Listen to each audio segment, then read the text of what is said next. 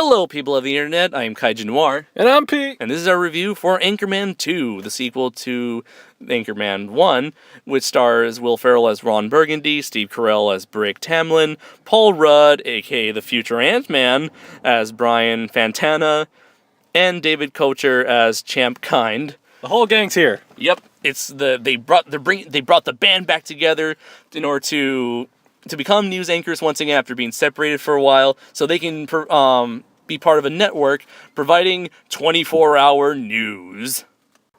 So let me guess, Pete, you didn't see the first one?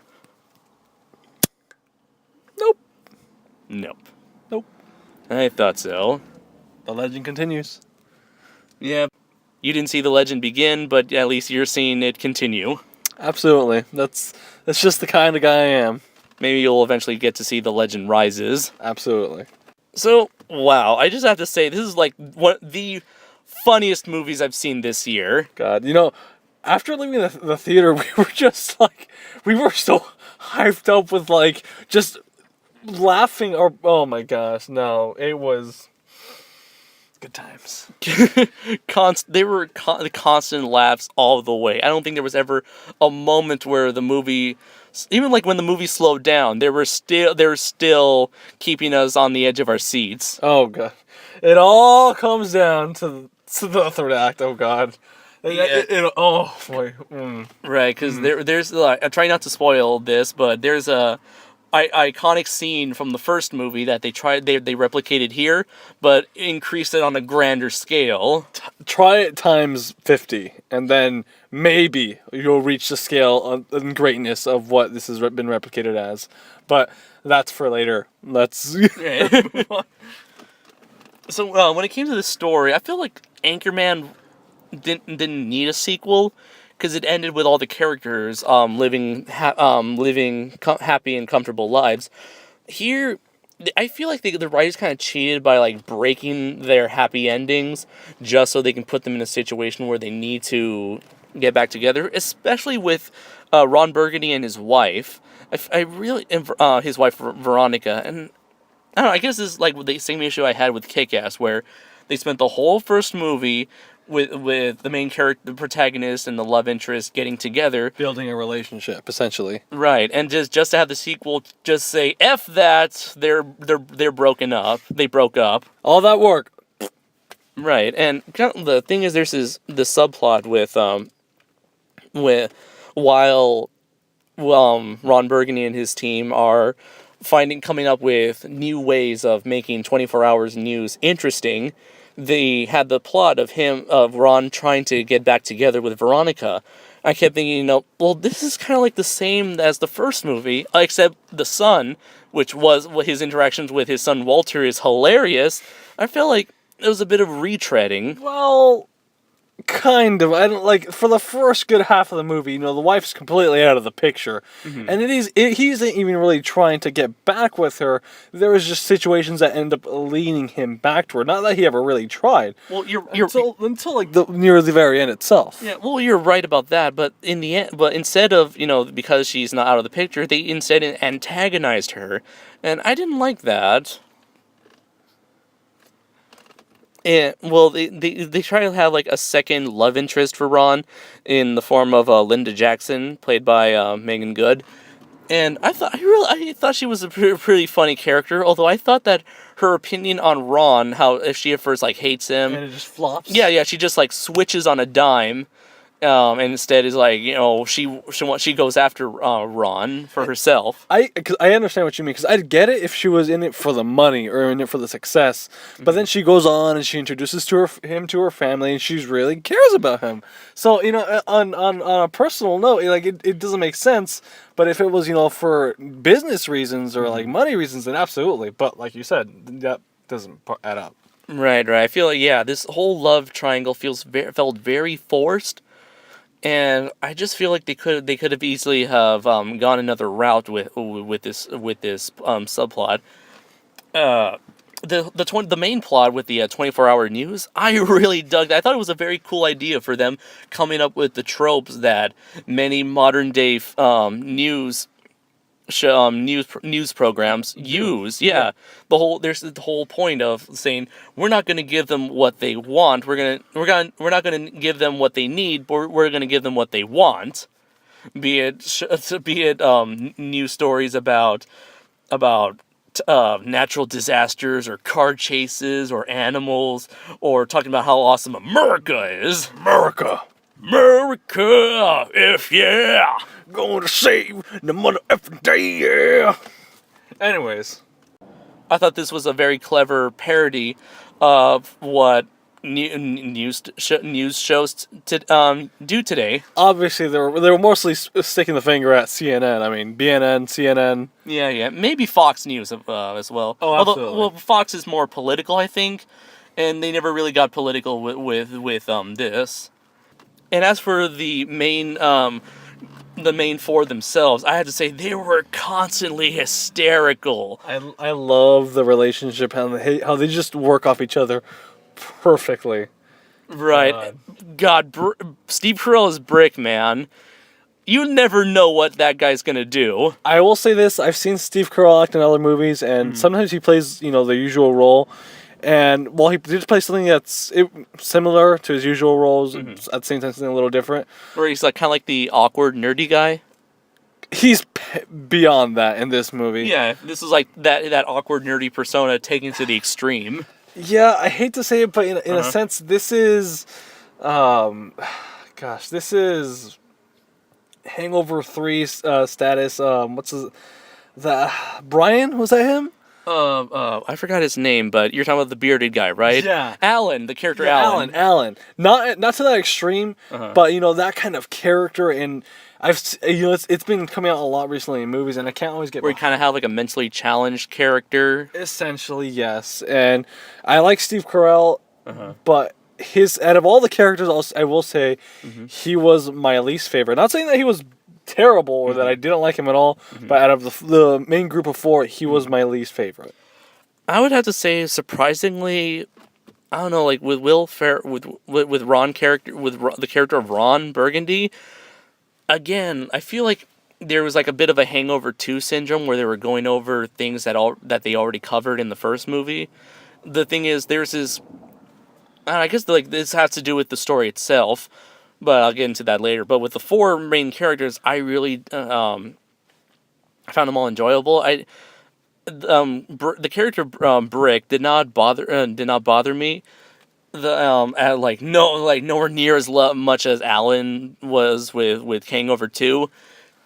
I did feel like there was a lot of times where his character went very extreme, but I felt like it was matched with the tone, with the over the top tone of the movie, so it didn't feel like too much for me, especially when we get to that ending. Oh gosh. Oh. And the character Champ, he was hilarious, and just just how politically incorrect everything he says is. Paul Rudd as Brian, I don't think he had as much to do, really. He's kind of like whenever Ron is away, that Brian becomes like the second in command. But outside of that, he did have a lot of humor related to his numerous sexual partners. Yeah, I feel like Champ, in this case Champ, I feel like he got the least amount of time, focused on him. That's how I feel. I think it's because he's probably the most the least relatable character, because he's racist, he's sexist, he doesn't know jack about sports despite him being the sportscaster. What was it? Every time, during a sportscast, what was it? Whammy! Whammy! Whammy! Whammy! Whammy! Whammy! Whammy! God. Fried bats, man. Oh yeah, tasty fried. No, they're not called fried bats. What are they? Chicken of the cave. Chicken of the cave. And what's a fried cat? What was that? What was that? Chicken of the railroad? What? No, chicken of the road. Chicken of the streets. Yeah. Oh man. And as for Ron himself, he's very hilarious. He's just like oh my god, like the worst father of the year, man. Worst father of the year, and kind of worst person of the year too. He is none of these guys, like, you met in real life, are like, they're not likable. Essentially, like, I mean, obviously they make you laugh, but if you met them, Probably because they're able to do the things that we can't get away with. exactly. Oh my gosh! If you were to see someone doing the kind of thing that Ron Burgundy would do, Yeah. you would think there's something like insane with that man. Oh yeah, they're all insane. They are not well, but they made me laugh, so it's okay. It's kind of funny how we've established that this is a world where pretty much almost anything can happen. It's not exactly grounded in reality. I mean, even the first movie wasn't grounded all that way in reality, so you can have these over-the-top characters get away with it.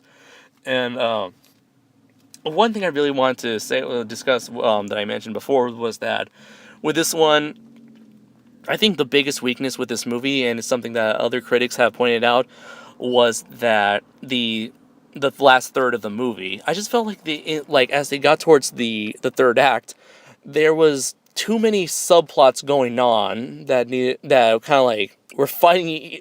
These subplots were fighting each other for the spotlight, be it the love triangle between Ron, Linda, and Veronica, or the relationship between Ron and his son Walter, or the relationship between Ron and his three friends, and then finally you got the whole 24-hour news business. I just feel like it. Oh, and then later on you get another subplot with Ron. Well, this is not a subplot, it's like part of the main plot, where Ron is in a position where he's separated from his friends once again, just like the first movie. And he has to learn to be less selfish again. And I think that was the one that was like, oh man, really? Do you feel like that was the worst crime this movie, out of everything it did, that was like essentially the worst thing a movie could do?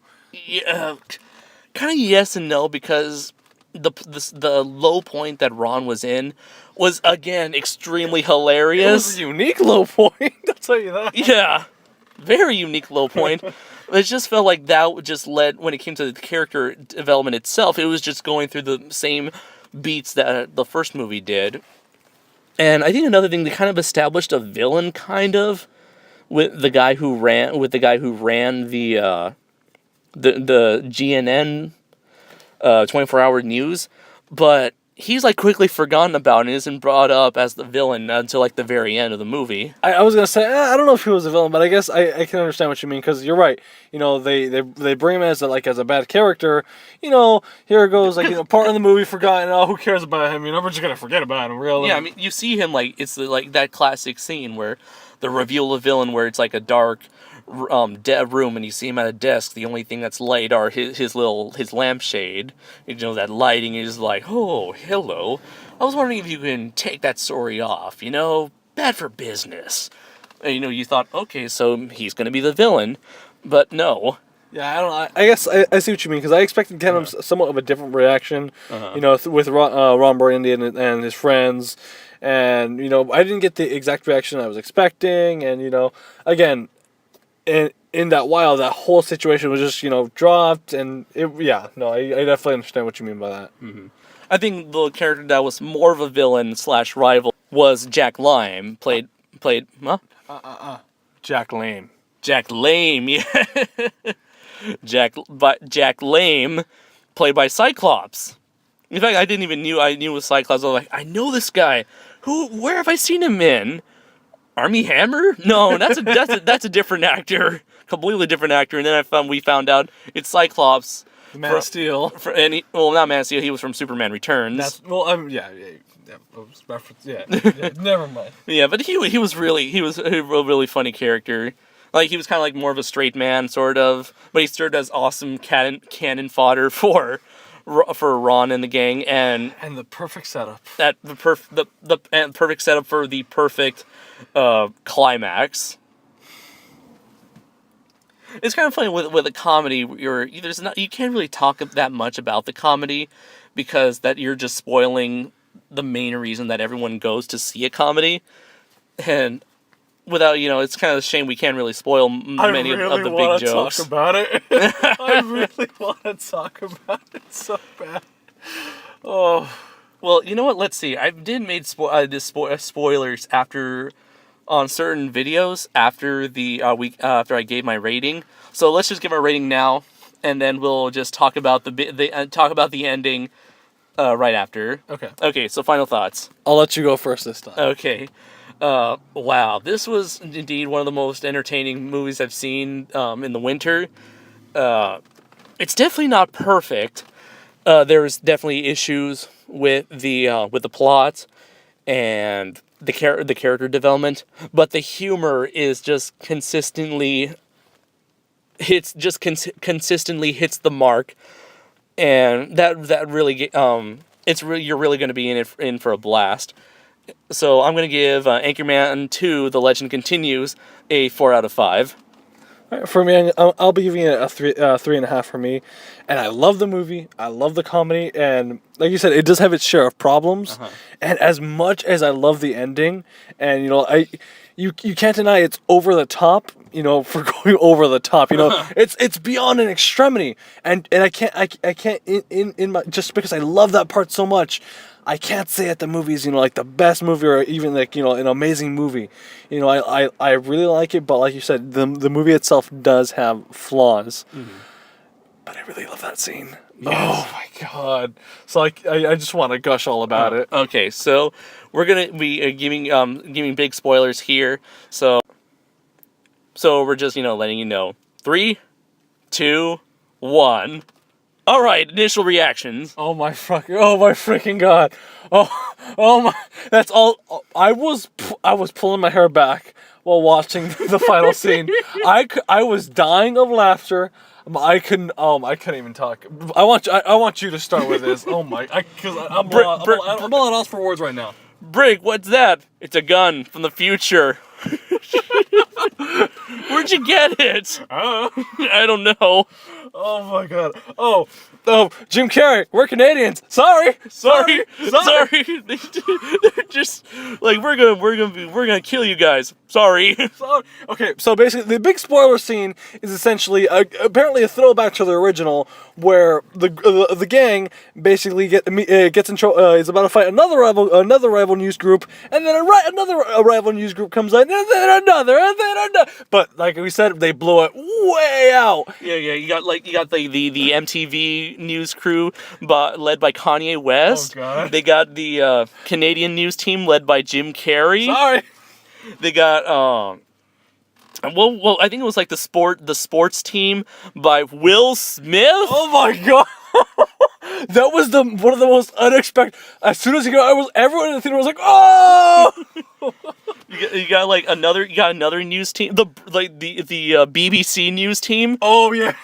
Oh, that's the one. That was the one with Sacha Baron Cohen. So yeah, that's him. That's him. That was okay. Him. Yeah, Sacha Baron Cohen leads the BBC news team. That was him. And then you have Tina Fey and Amy Poehler leading another group. Oh my god, they were wonderful. They were like the fashion news team, kind of like E News, the equivalent of E News. Yeah. And what was the one that had Liam freaking Neeson? Liam Neeson. Well, was he the group with the ghost? No, that was another group. Oh no, he was the history. He was the history chat in the news. Oh, was he? Oh yeah, my god. They had within the history group, you had John C. Reilly as like a historical ghost, right, from like the Confederate era. Yeah, he was Stoneface Jackson. Stoneface Jackson and a Minotaur. A freaking Minotaur! And not only that, Stoneface Jackson takes away your soul. You go up to him, your soul's gone. You're dead. You're done. You're gone. Minotaur isn't news. That's mythology. and then you have one of them like randomest things. The were hyena.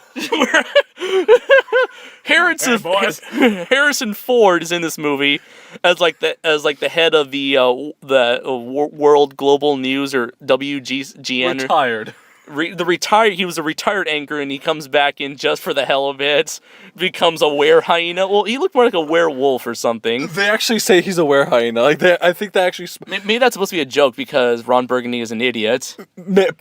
I didn't even think of that. Oh my god. And but the weird thing was that after he turns into a werewolf, you don't see him and participate in the fight. What the hell? That's the I want to see Harrison Harrison fight the Minotaur. All right, now let me ask you this: out of the whole group, let's say who would you want to win? Besides Ron Burgundy. Besides him. Oh man, Liam Neeson, man. Liam Neeson? He's got a freaking ghost and a minotaur on his team. There's no denying that. Oh, was there any other? I'm trying to remember if there's any team we left out. Oh, maybe there's one, but if so, I'll feel bad about it. I love the Canadians who just stereotypes. Oh, I'm gonna throw a puck at you. Oh, sorry, I'm gonna kill you. Oh, sorry. Oh my God. I like how like Ron Burgundy's like, wow, there are a lot of news teams here. It's like in the first movie, there's only like 4 of them, 5 of them at the most. Here, there's like what? It's a battle. It's a war. So. And yeah, again, you've had Brick. He starts out with a trident, I guess, from the first movie, but then all of a sudden he just has a gun from the future, which is perfect because he references that in the very beginning. 10 years from now. Yeah. Oh my gosh.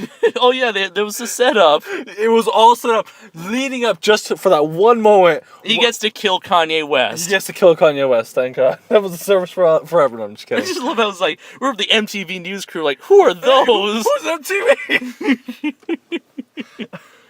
Oh. And then you mentioned they made a Ghostbusters reference. Yeah. I was kind of confused as to isn't this still in the 70s? But no, I mean, if you have MTV, then that's definitely in the 80s. Yeah, I believe this was in the 80s, because I believe the whole thing takes 10 years after. I'm honestly not too sure. Oh, there's one team we left out.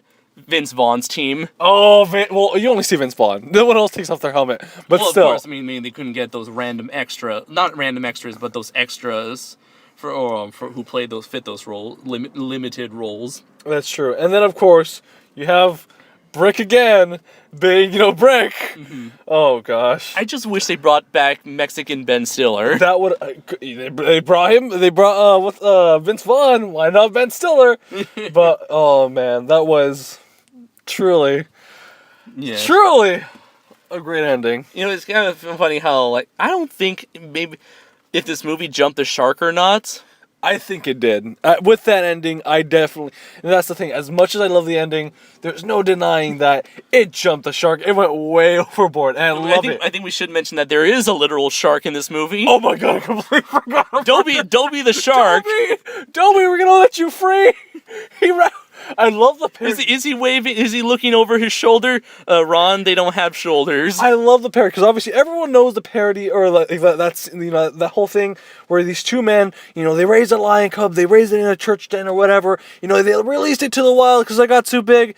Years later, they went back and it's the lion recognizes them and it's hugging them. It's been parodied by everyone, and they do it here with the freaking shark. Sure. With the freaking shark. No, don't you remember me? I raised you. And then the dog. What was the dog's name? I forgot, but the dog came in to the rescue. He's like, bite to the gills. It's like, I don't know why I even maintained this friendship with you. Yeah. Oh. Wow. Yes. So that's just us gushing on the ending of Anchorman 2, The Legend Continues. We hope, I'm not sure if this is going to be entertaining for you guys. Maybe not. Are you going to talk about him? We'll talk about what? About him. About who? The guy. What guy? You know who I'm talking about. Don't deny it. He added you. You're gonna... what? Oh, not that. No. You don't want to talk about it? No, I don't want to talk about it. So that is our review / spoiler gushing for Anchorman 2, The Legend Continues. We hope you've enjoyed it. I'm Kaiju Noir. And I'm Pete. And until next time, everybody, especially to my fellow San Diegans out there, you stay classy. Hello, people of the internet. This is Kaiju and Pete here. Quick bit of extra. Yeah, we decided to do an extra recording that we're going to put at the end of the Anchorman 2 review. We just want to talk about our experience watching the last 2 movies that we reviewed, Hobbit 2 and Anchorman 2. It was just a weird thing that we'd like to share with you guys, involving a certain individual we watched these movies with. Now, we're not going to give this guy's name, of course, and it's just... It's never happened before, you know? No, never. It's kind of like, where someone just like randomly pops up and just decides to watch the movie with us. Well, it's not even that, we're watching the trailers to, and the worst part, it's like in the beginning of the movie, we're watching the trailers to the first movie. Yeah, because we're watching the Amazing Spider-Man trailer. And he like leans, I believe he leaned over into your chair like, Yeah. hey, oh, that's this. And Because it was like that part where the Amazing Spider-Man 2 trailer, there was, there was the the hints of it's Dr. Octopus and Vulture, Sinister Six, and he noticed us like gushing over that sort of stuff because he's like we're pretty big comic book superhero fans. Yeah, and that's cool, but a little personal space invasion, but that's cool, okay, oh yeah, okay, I'll give you one-on-one, okay, it's fine, done. Yes. Next trailer. Oh my God, you guys! Oh yeah. It was the Godzilla trailer. By the way, I'm really surprised that we didn't get to talk about the Godzilla trailer from The Hobbit because I've already discussed the hell out of Godzilla the trailer in Adam's World War G4 video. But just sorry to get off topic, but just quickly, what were your thoughts? Go. It was pretty awesome. That's all I'm gonna say. It was pretty epic. Seeing that drop off in the very beginning too, and how big and how massive this thing's gonna be. That's all I'm gonna say. Okay. And so we were watching the Godzilla trailer. At this point, this guy, he was like in the row behind us, and then he decided to sit right next to me, and he was like, "Wow, what's this?" He sees army dudes. Like, "Oh, is this like Call of Duty Ghosts?" I'm like, "Oh, yeah, do that?" Yeah, he's like, "Son, this is way, this is like way better than Call of Duty Ghost." And obviously, he's like, the funny thing was, this guy knows very little about Godzilla. It's like, oh, so this is the second Godzilla after the 90s one, right? No, the first one was from 54. Wow, that was old. He was amazed by everything you said, and I felt really bad because he was at the movies by himself. Oh my lord! Oh. And this is like this guy. He kind of seemed a couple years younger than us. Yeah, no, he didn't seem like he was 12 or 13 or 14. No. He was in our age group, I was 18, 19, maybe 16 at the least. But it was like, it kind of seemed like he was like, oh, these guys know something about movies. I mean, I don't want to say that we're movie experts because we're far from that. I would like to say that we're more enthusiasts. Yeah, we're film enthusiasts. And I guess like he recognized that and just like decided to sit with us. And the weird thing, when we were watching The Hobbit 2, he kept asking me question after question after question. And I heard everything. I'm like, oh my God, he better not follow us. I just want to say, I hate the kind of people who watch movies and they're constantly, rather than watching them, like if they have any questions, of course, like the biggest part of a movie is mystery and suspense. That's what, if you don't know what's happening, that makes you want to continue watching the movie so you know what happened, so you can find the answers to your questions. And he kept asking me, "Who's that guy? Who's that guy? What are they doing? Why didn't he do that?" And he was loud. I'm sorry. Go ahead. Well, I'm just saying, like, I was like, I kept telling him, watch the movie. You don't need me to tell you this. Watch the movie. And he was so loud. He wasn't whispering. He was like talking like, hey man, blah, blah, blah, blah, blah, blah, blah, blah. He was like, I could hear him from my seat. I'm sure other people could hear him from their seats. And it got to the point where he was just pointing out the obvious. Where he's like, oh, he's dead. Oh, that was cool. Oh, not that part, but he was just like, oh, he got the ring. Like, oh, he just stabbed him. He's narrating everything that's happening. Oh, and you had to sit next to him. Like, I am more and more impatient, but I'm not the kind of guy who would just go, shut the hell up. No, I just like almost lost my cool. I was like, listen, people watch this for mystery and suspense, okay? Let the movie answer your questions. Did that shut him up? Kind of, but then it got to the point where, again, he's doing that narrating thing. It was like, oh wow, that character just did that action. And, I get it. Some people want to socialize, but the movie isn't really... Or while watching the movie, you don't socialize. Admittedly, you can socialize a little bit after the movie with a stranger, but you're not going to go on and have a full conversation. You're not going to just follow them around. Well, I do have to say that we talked during the movie, but we were just making keen observations. Hopefully, like we were quietly pointing out things to each other. And not pointing out things, but like discussing things. Yeah, but it's not like we were doing it every 5 seconds. Right. And like we were talking about it, and he seemed interested in what we were talking about, and so I would have to repeat everything to him. I know. I mean, the funny thing was, I'm thinking like, if I was like one of the other sons of Serizawa, like Adam or Bill, I'd probably like, knowing those guys, they would have just said, "Dude, shut up." No. But sadly, sadly, I'm not that aggressive, so I just tolerated it. Then, Maybe I shouldn't have. Maybe we should have just like told him off and then just go to another seat. But no, honestly, I don't have the heart to do that either. No, neither do I. It's not, yeah, no, I can't. We don't have it in us. Right now, Bill or Adam, whoever is watching this, he's shaking head of disapproval. Yeah, they're probably doing that. And God, so we went to watch Anchorman 2, and he was like, "Please don't follow people." Oh, damn it, he's following us. Not only that, but we go, we're gonna grab a quick drink. We don't even tell him. We're just like, okay, movie's over, time to leave. He follows us through the door we take. He follows us to the concession stand. Oh my God, he just will not leave us alone. We're ordering our food. All of a sudden, we order our food. We're getting our stuff. He walks right by us, and we're like, I think he left us. I think we're in the clear. And we go back to the movies, and he's looking for us. And I'm just like, oh my God. Damn it! Oh my God. We need a bail. But luckily, at some point, he decided to bother someone else. But here's the thing. During the trailers of Anchorman 2, we had a bunch of awful trailers or trailers to movies that looked bad.